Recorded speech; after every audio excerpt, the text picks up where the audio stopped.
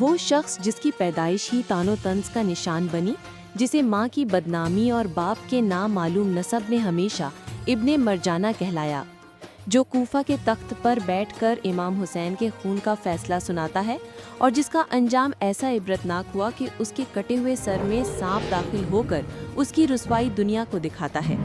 یہ ہے عبید اللہ ابن زیاد کی کہانی، ظلم، غداری اور عبرت کا ایک سیاہ باب۔ عبید اللہ بن زیاد بن ابیہا کی کنیت ابو حفص تھی اور اس کی ماں مرجانہ نامی کنیز تھی، جس نے بعد میں ایک ایرانی فرد شیرویا کے ساتھ شادی کی۔ عبید اللہ نے اسی کے گھر پرورش پائی، اسی وجہ سے کہا گیا ہے کہ اس کی زبان بعض عربی الفاظ کی ادائیگی سے قاصر تھی۔ بعض ابن زیاد کو ماں کی نسبت سے تان کرتے ہوئے ابن مرجانہ کہتے ہیں کہ جو اس کی ناپاک ولادت کی طرف اشارہ ہے۔ بعض ماخذ میں اس عورت کے بدنام اور زناکار ہونے کی تصریح موجود ہے۔ اس کا باپ زیاد بن ابیہا امویوں کے سرداروں اور حاکموں میں سے تھا، جو اسلامی علاقوں میں تحریکوں کو روکنے میں اپنی قساوت قلبی اور بے رحمی میں مشہور تھا۔ ابن زیاد کے نسب میں بھی اختلاف پایا جاتا ہے اور کوئی اس کے باپ کو نہیں جانتا ہے، اسی وجہ سے اسے ابن ابیہا یعنی اپنے باپ کا بیٹا زیاد یا بہت سارے باپ کا بیٹا زیاد کہا جاتا تھا۔ کہا گیا ہے ابو سفیان زیاد کو سمیہ نامی خاتون سے اپنے زنا کا نتیجہ سمجھتا تھا، اسی مناسبت سے معاویہ زیاد کو اپنا بھائی کہتا تھا۔ دور جاہلیت میں اس کی ماں سمیہ حارث بن قلدہ سبیب کی لونڈی تھی کہ کئی آدمیوں سے تعلق تھا، تو اس کو معلوم نہ ہو سکا کہ اس کا یہ بیٹا کس آدمی کی اولاد تھا۔ متعدد افراد اس کے باپ ہونے کے دعوے دار تھے۔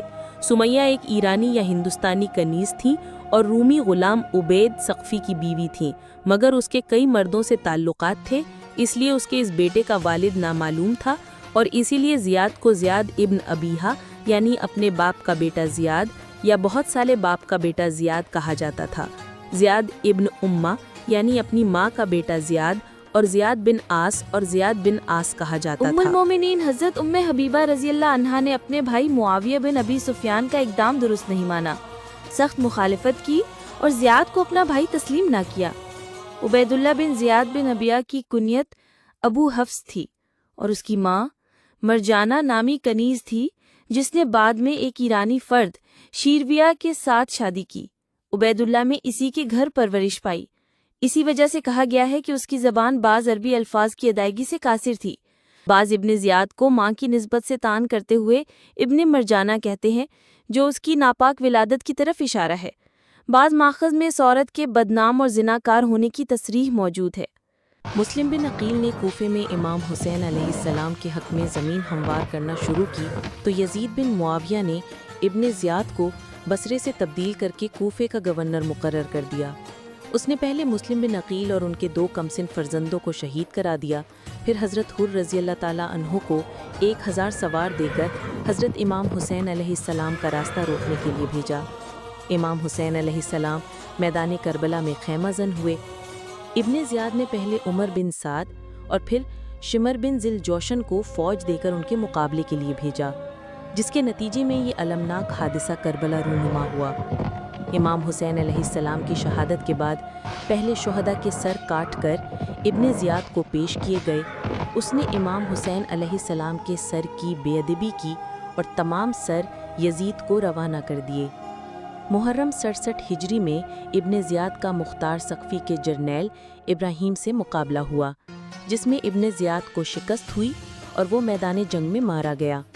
قتل کے بعد اس کے سر کو کوفے میں اسی مقام پر لا کر رکھا گیا جہاں 6 سال قبل اس نے امام حسین علیہ السلام کا سر رکھوایا تھا۔ جس وقت ابن زیاد اور اس کے سرداروں کے سر مختار کے سامنے لا کر رکھے گئے تو ایک بڑا سانپ نمودار ہوا۔ اس کی ہیبت سے لوگ ڈر گئے۔ وہ تمام سروں پر پھرا۔ جب عبید اللہ ابن زیاد کے سر کے پاس پہنچا، اس کے نتھنے میں گھس گیا اور تھوڑی دیر ٹھہر کر اس کے منہ سے نکلا۔ اس طرح 3 بار سانپ اس کے سر کے اندر داخل ہوا اور غائب ہو گیا۔ ابن زیاد، ابن سعد، شمر، قیس بن اشعث، کندی، خولی بن یزید، سنان بن انس نخی، عبداللہ بن قیس، یزید بن مالک اور باقی تمام اشقیاء جو حضرت امام حسین رضی اللہ تعالیٰ عنہ کے قتل میں شریک تھے اور سائی یعنی کوشش کرنے والے تھے، طرح طرح کی عقوبتوں یعنی تکلیف دہ سزاؤں سے قتل کیے گئے اور ان کی لاشیں گھوڑوں کے ٹاپوں یعنی کھروں سے پائمال کرائی گئیں۔